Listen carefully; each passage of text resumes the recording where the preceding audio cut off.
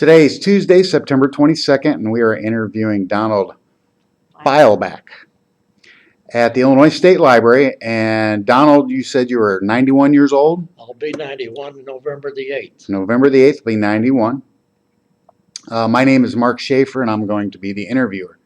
So let's just start out, and we talked about this a little bit before, but you were born here in Illinois? Yeah. Okay, where at? Brighton Route 1. So out in the country? Okay. And what year was that? November 8th, 1924. 24. And what were your parents' names? Edgar and Eula. Okay. Eula, her maiden name was Herman. Okay. And my dad's name was Edgar Carl. And how many siblings did you have? What? How many siblings did you have? One sister. One sister? Okay. So what were you doing before you entered into the service? I was a welder working at the car shops in Madison, Illinois. Now, did you go to school for that, or did you just learn on the fly? No, I went to school for it. Okay, where at? Lawson Welding down in Alton. Okay. So, in which branch of the military service or military did you serve in? Navy. The Navy? Okay. And what war did you serve during? I started out, they sent me, you want from what time I went in or when I left the States? Either way, we'll get into that too. Well, I've done my basic training in Great Lakes in northern Illinois, or Wisconsin, whichever it is. And they sent me to Treasure Island, California. That's between Oakland and San Francisco. And from there, they was going to put me on a destroyer. And they had too many people for the destroyer, so they put me on Liberty ship. But we left San Francisco, we went to Los Angeles area on the Liberty ship. We loaded on a couple of tanks. We left there and went to New Caledonia. What's a Liberty ship? It was a transport ship is what it was. They had quarters fixed for some of the servicemen to stay on while they was traveling. And they hold supplies, ammunition, whatever. They were slow moving. They were 8 knots was about their speed. A knot is a mile and an eighth. Okay. And I went to New Caledonia. So this is during World War II? Yeah. That was in 43.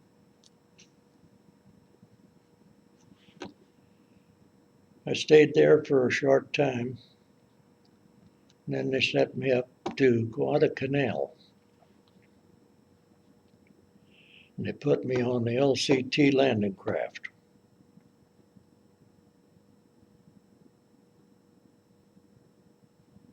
Now, is that a large landing craft that takes equipment up to the beach, or? 33 feet wide, if I remember right, and 130 feet long. It was a flat bottom. It only draw empty weight. It only draw 2 feet of water, believe it or not. And it was most of the deck was all in 5 by 5 by 5 feet compartments, watertight. You could fill all them compartments with water except 5 of them,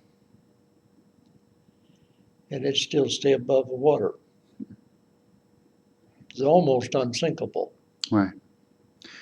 When you went into the service, did you enlist or were you drafted? I was drafted. And what do you recall about your first days of service?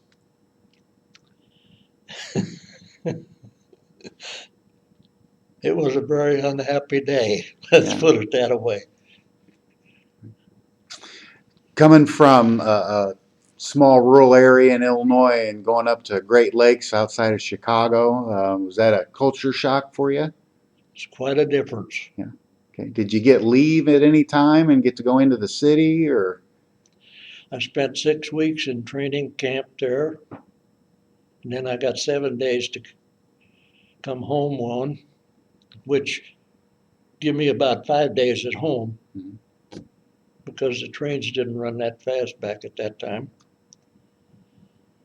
And went back to the Great Lakes. Was there for a few days, and they put me on a train, sent me out to Treasure Island. Did you do you recall any of your instructors or drill sergeants or anything in boot camp? Yeah, we had a good one in boot camp. Gabrisiak was his name.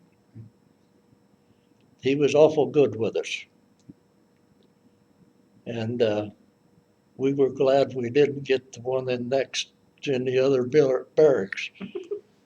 Because if you even smiled when you were supposed to frown, you got in trouble.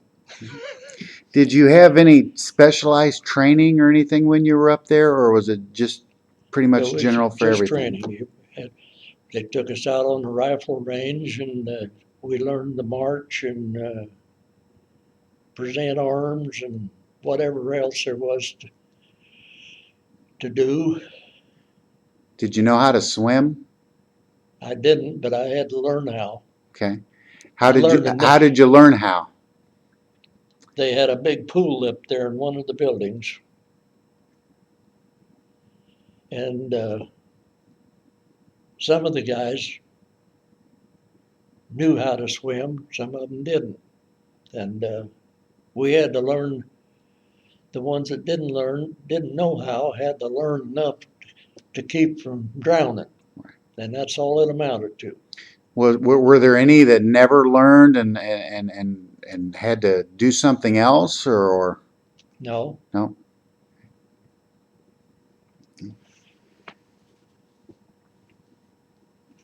So how did you, get some thoughts about your boot camp? This was something, how did you adjust or how did you adapt to military life and the food and the barracks you and just joined the crowd and went with it, did you? Did you, whether you liked it or not.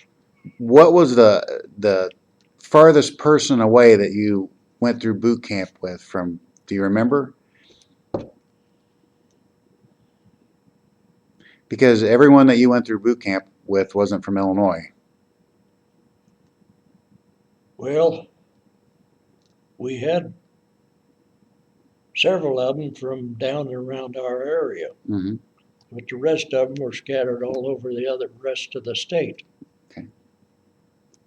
We had one fellow, he came in about a week after we started boot training. Hmm. I don't know what the reason was, but he was a week late.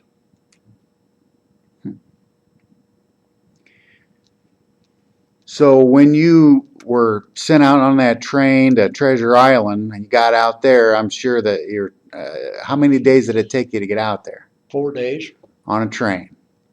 Did no they steam engines. did they stop at places to feed you, or did they have food on the train? How did that work? They had that food and everything on the train. Okay. We stopped in Salt Lake City. One of the bearings went out on one of the cars. We was there about 3 hours getting that. A crew was replacing the bearings and getting us back on the tracks. So before that train ride, had you ever traveled outside of Illinois? No. So what did you think? What was the train ride like? Well, the train ride was all right, except when we went through the mountains, they didn't tell us that we was going through tunnels and everybody was black when they got through from the cold soot. You had the windows open on the train? Yeah, it was hot weather. Okay. So, and any thoughts about, you get to see the Rocky Mountains for the first time and things like Well, that? we could see them, but not that much of them Yeah. because the train was moving and we didn't. The only time they stopped was when they had to take on water and coal for the engines. And was the entire train nothing but military personnel? That's all. How many cars you think? How many guys you think were on that train? There was probably about a dozen cars, Okay. All Navy? all Navy, All most, Navy. all from Great Lakes. Okay. And so tell me again where Treasure Island is, where you ended at? Treasure Island was a man-made island that was built in the early 1900s for the World's Fair. Okay. And after the World's Fair was over, why, they kept the island, and later they made it into a naval base. And how long were you there? I was there about a month. About a month. Is that where you received your training for the Liberty ship that you were on? No training. No training? What was your job on the ship? Me and one of the fellows that a good buddy was in the service with me. They needed to volunteer. The Merchant Marines run the Liberty ships, and they needed a couple volunteers in the kitchen. So me and my buddy we volunteered. We ate like kings because they had all good food. Wasn't no such thing as Navy food. And they even gave us a key to the cold storage locker so we could go in there and get anything we wanted during the night if we got hungry. So we went all the way over to New Maya on the Liberty ship that way. And where is Noumea? I said New Maya. What Yeah. did I tell you a while ago? New Caledonia. New Caledonia. Okay. Okay, I'm a little on the absent-minded Oh, side that's there. okay. But we made it all the way to New Caledonia that way. New Maya is the town in New Caledonia. That's Okay. what it is. So how long did it take you to get from the United States to New Caledonia? Took the big part of a month. Wow. You didn't stop in Hawaii or anything? Nope. Straight to New Caledonia. A month. See, part of the reason it took so long is we would go a quarter of a mile this way and a quarter of a mile this way instead of straight ahead on a kind of chance of submarines torpedoing us. How many ships were in that convoy that went to New Caledonia with you, do you think? It was about a half a dozen. Different types of ships, or were they all the... Well, they had a destroyer leading us.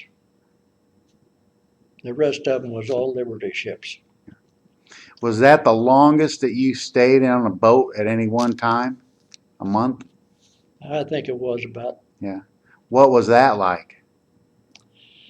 Well, being we had volunteered, we was busy all the time through the day. Mhm. So time passed pretty fast for us. With your duties? Did you ever have to go on watch or anything? Not while I was on that Liberty ship. So you got to New Caledonia, and then what's next? Well, the first day we were there, we found out that they had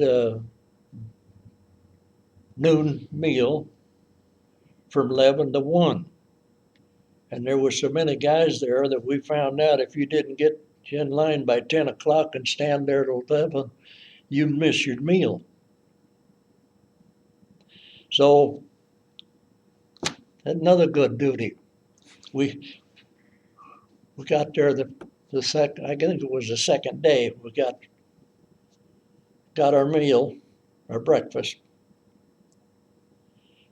and line up for roll call. So the chief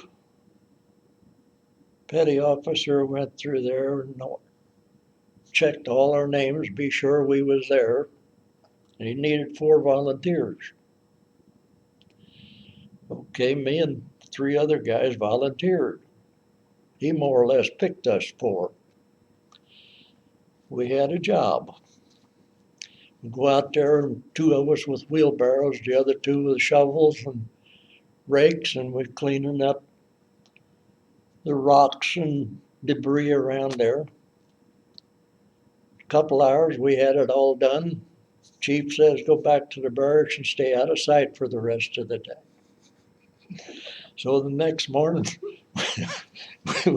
we got up early, got in the chow line, got our breakfast. Chief needed us 4. He pointed us 4 out again. He said, need 4 volunteers. So we've got on a weapons carrier, which is a pickup truck. We went into town, got a couple wooden barrels and brought them back, unpacked them. They're all full of dishes for the cafeteria. So we asked him when we got back, he said, you need volunteers every day? And he said, yes. Well, says, what about us, us 4 being your volunteers every day? That's fine. So we get them barrels unloaded. He said, go back to barracks, stay out of sight the rest of the day.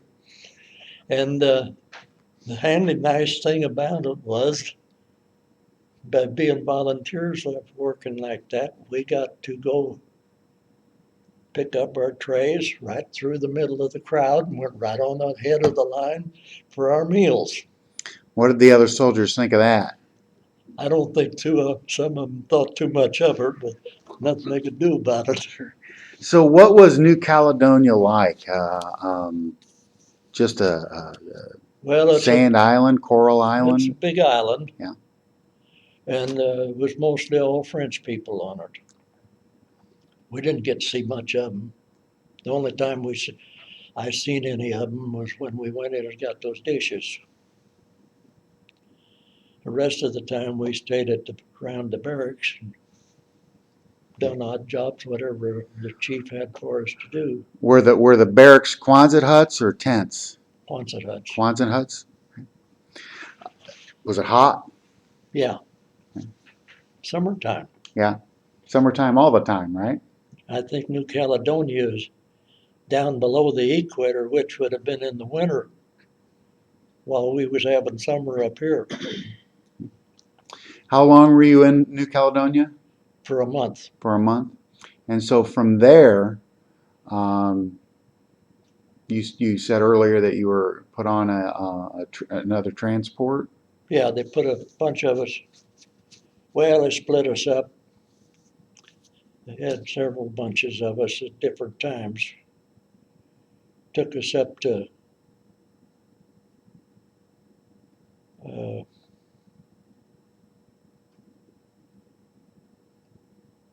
now I can't think what it is. Is it Bougainville? Guess it was. Mhm. Took us up there and that's where they put us on LCTs. And we hauled tanks, we hauled troops, we hauled building supplies, we hauled trucks, jeeps, whatever had to be hauled, we hauled. We crossed the equator at least a half a dozen times each way. And finally, I guess I was over there with that the big part of a year. And I had been kind of hunkering up a little bit to the motor machinist mates. And I because I had a welding trade, I talked the skipper into getting me a acetylene torch. And the tanks and everything. And he decided he was one of the old time skippers. He was really with the men. Do you remember his name? No, I don't. Okay. So he wanted a porthole in his quarters in the stern of the ship. So I said, okay, I'll put one in for you to get the acetylene torch and everything. So pretty soon here comes weapons carrier down there, unloaded a pair of tanks and a complete welding acetylene outfit. And we got one of these shell cases. They're about 3 foot long, about 12 inches square. And in one end, they got a lid that fits in and a lever that you turn. It locks it tight and makes it watertight and airtight. I took that and I cut the thing off behind that lid, got it up there and marked it all around with soapstone. Got my torch, cut the opening, set that in there, and got some welding wire, welded it in all the way around, made it watertight. He was just tickled to death with it. So I was on anything I had to do, I done with that torch. And I started helping with the engines. They had 3 Detroit engines, diesel engines in the bottom. So he promoted me to motor machinist mate 3rd class. I didn't go through the ranks. I went from seaman 3rd class up to motor machinist mate 3rd class. Did that mean an increase in pay? Yeah. How much? Double what I started out with. Double. Which, do you remember how much that was? What your pay was?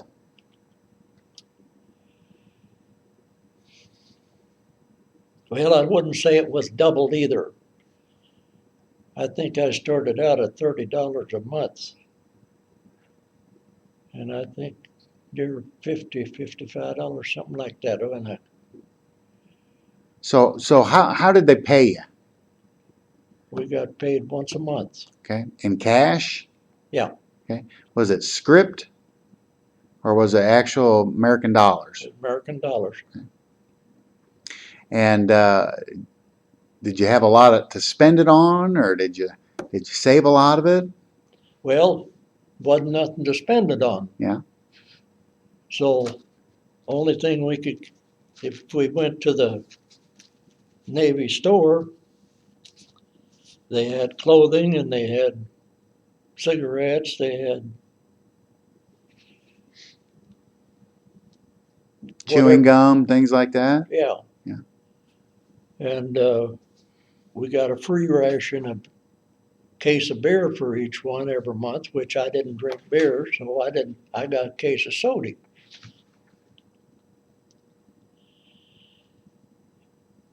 Then we had one of the guys come on board one day with a puppy,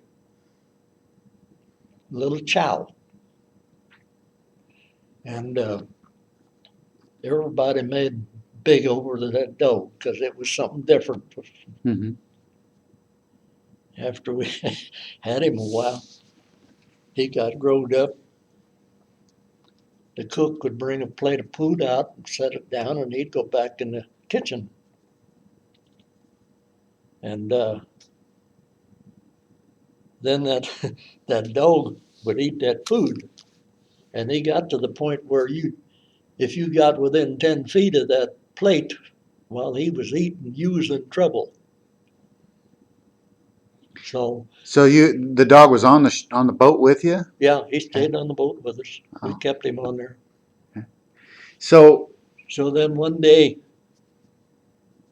we, we decided we was gonna get a Jeep. Of course, I'm getting ahead of my story now. that's okay. But, after so long, our chief lieutenant, he decided I had to do something better. Well, he got the paperwork for me, and then we got a new, he was gonna retire or go back to the States. He had his time in, so we got a new lieutenant. And, they sent a bunch of them over there to replace the ones that had been there for so long. And they were 90-day graduates out of a school on the East Coast, Annapolis? I think it was. Okay. But anyhow, they thought they were something special. And nobody got along with them. So from So after a little while, the paperwork had already went through. I was on there for about a month, I guess. It's on boat number 68. And they had this paperwork going through, and then when they came up with the time for me to leave that 68, they put me on 185. That was a repair ship.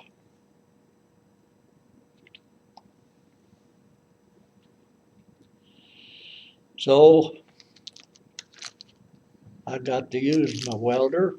They furnished me an electric welder and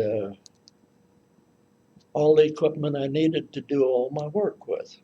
I done a little engine service on the boats,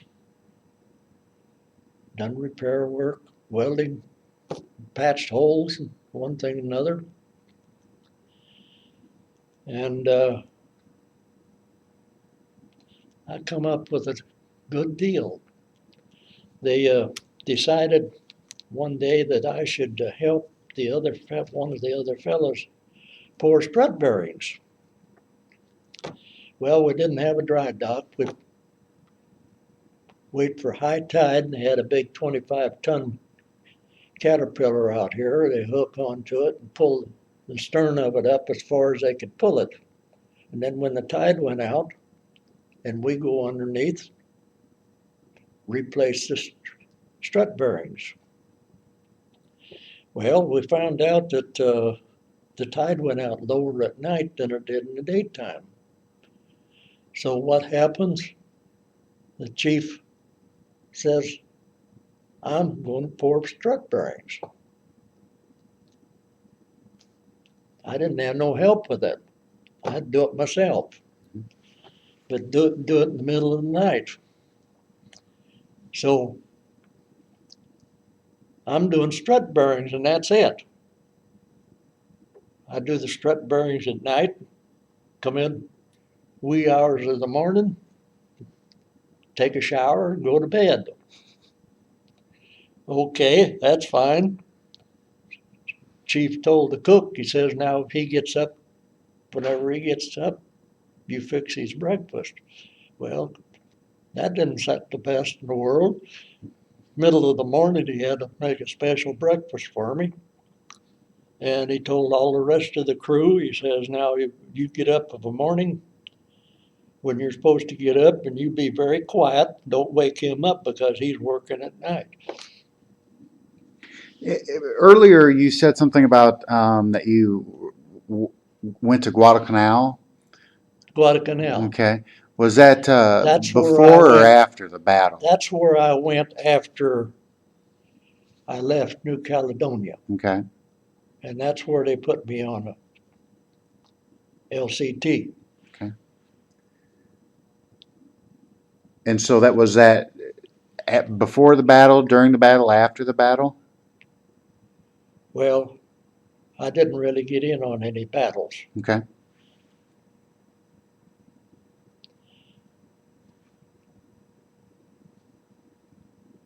I was mostly, until I got off of 68, I was mostly just transporting Mhm. troops and whatever. When you were in New Caledonia or anything like that, were you ever in? Uh, did they ever bomb you? Not close, Not close. Yeah. because we've kind of followed behind the fighting. I'd say that consider yourself lucky, right? So, what was the highest rank that you received? Was it the Machinist Motormate 3? Yeah. Okay. And so when you were discharged out of the Navy, that was your rank when you Yeah, when I you got a went out. paper here with all of my discharge and everything on it, Mhm. if you want to look at it. We'll look at it. So what year were you finally discharged? February of 46.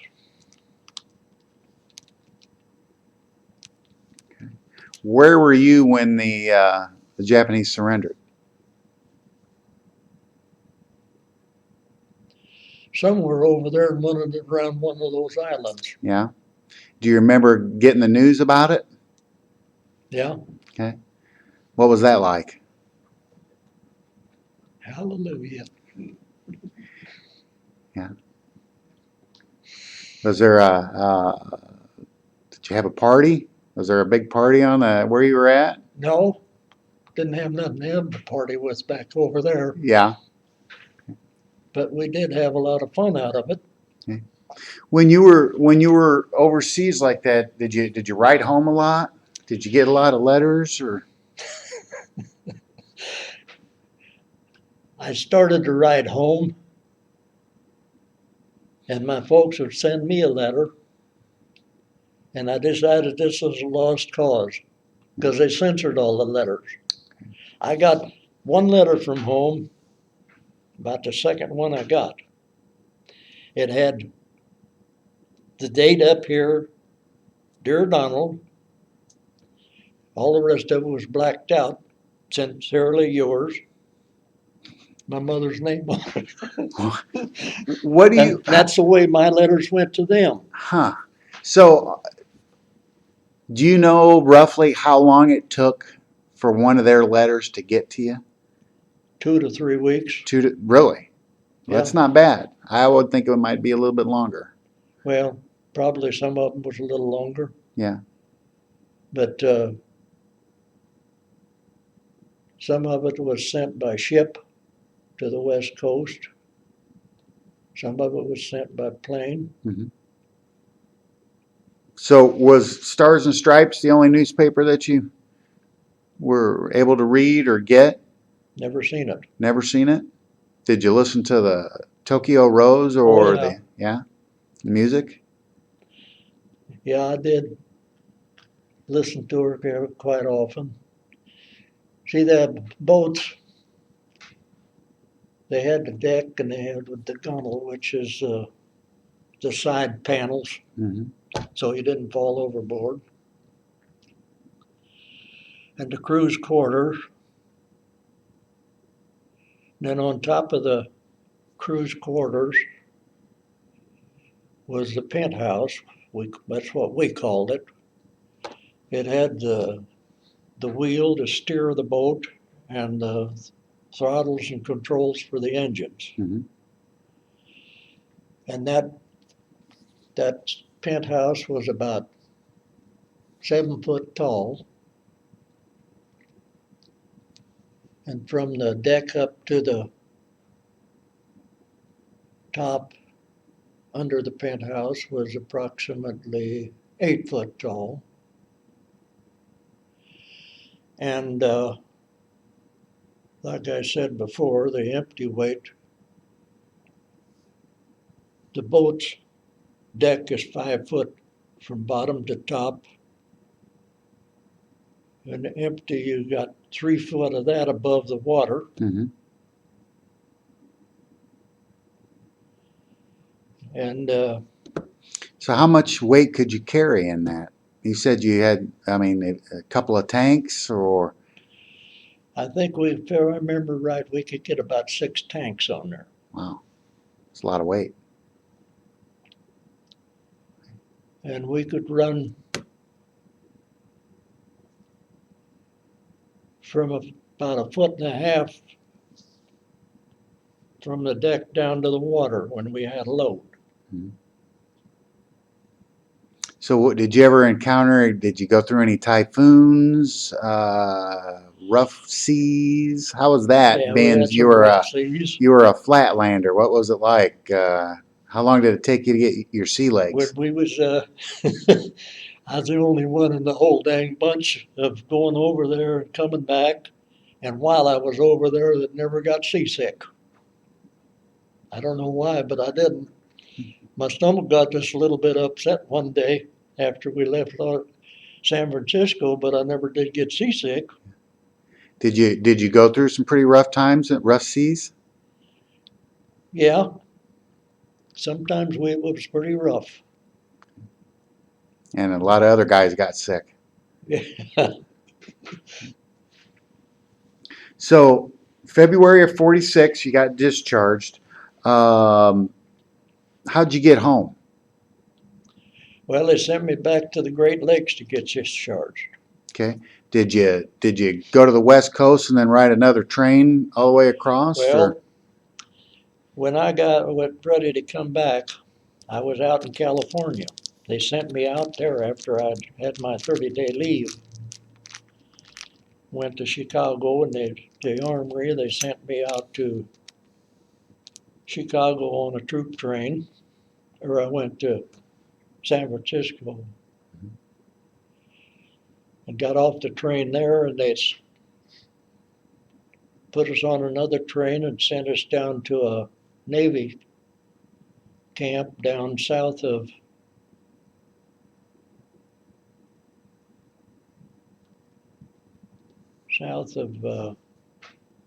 what's the name of that town across from San Francisco there? Oakland? Oakland.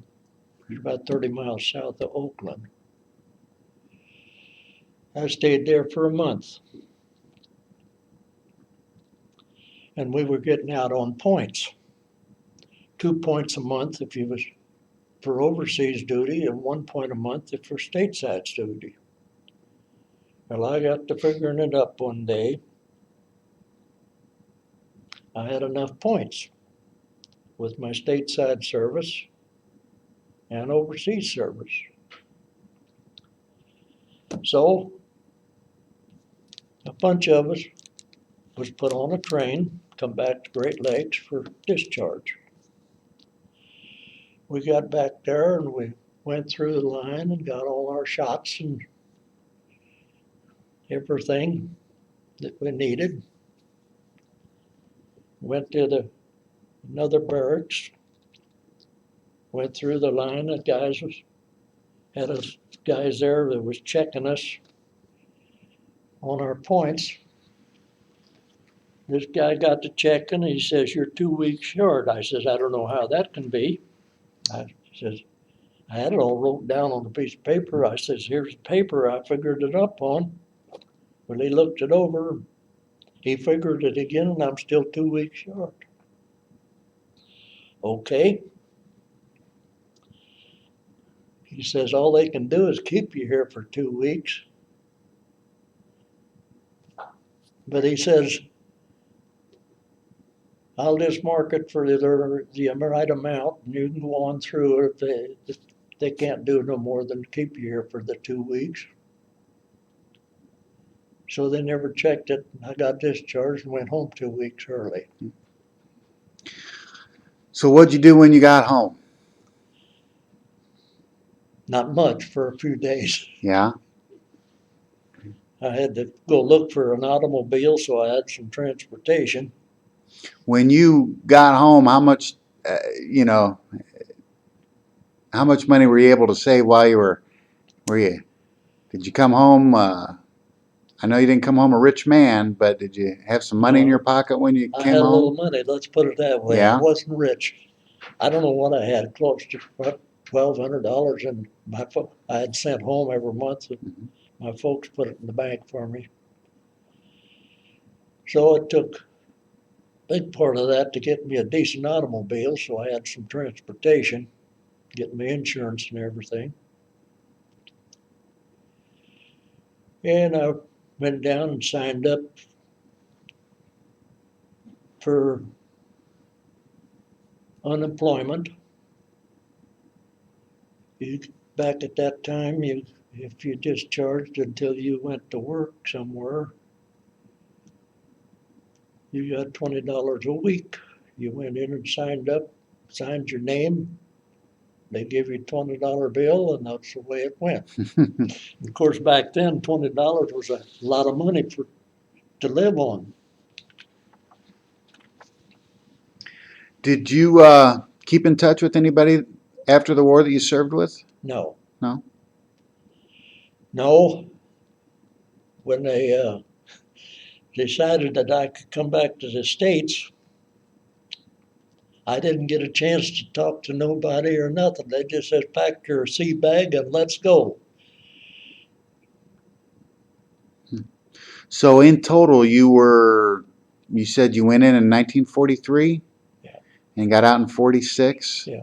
So little over 3 years, around 3 years A little total less time? than, what was a little less than, see, February, March, April of 43 up till February 46. Okay. So, Now, when they told me I could get ready to go back to the States, I didn't take time to do nothing but get ready. Uh, they put me on a ship. There were 600 of us that went back. We got on the ship and went to New Guinea. Another Liberty ship there. They loaded that ship and they put 200 on it. I wasn't on it. 4 days later, they had the second Liberty ship loaded, ready to go. 200 guys got on it. I wasn't on it. 4 days later, we got the third ship ready to go. I'm on it. And the skipper, we didn't understand what it was all about for a day or two, but we found out later. The skipper said, told the crew, he said, give it all you can give it, but don't blow it up. Liberty ships run about 8 knots. We was doing the 16 and 17 knots. We passed the first ship the day before we got to the Panama Canal. And the reason he was in such a hurry was we were going to Galveston, Texas, and all of our Navy personnel was going to Camp Wallace, I think it was the name of it. It was about 30 miles north of Galveston. And his home was in Galveston. He wanted to get home. The sooner he got home, the more time with his family. mhm. Because they was going to turn the ship in New York at a certain day for salvage. And the longer he had to spend at home, the more time he'd have before he had to turn in up there. So when we got to Galveston, he went home. The crew took the ship on to New York. Then he flew up the day before the salvage date. The Air Force furnished him a trip up there Mhm. for the salvage. He had to be there when they took it for salvage.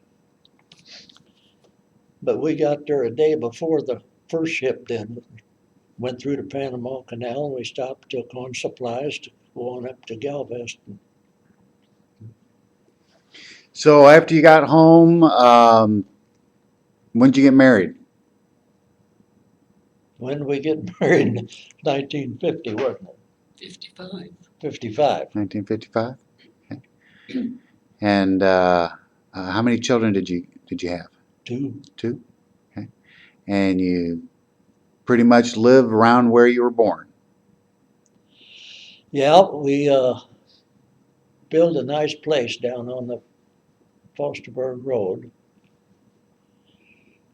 Got the ground from my dad.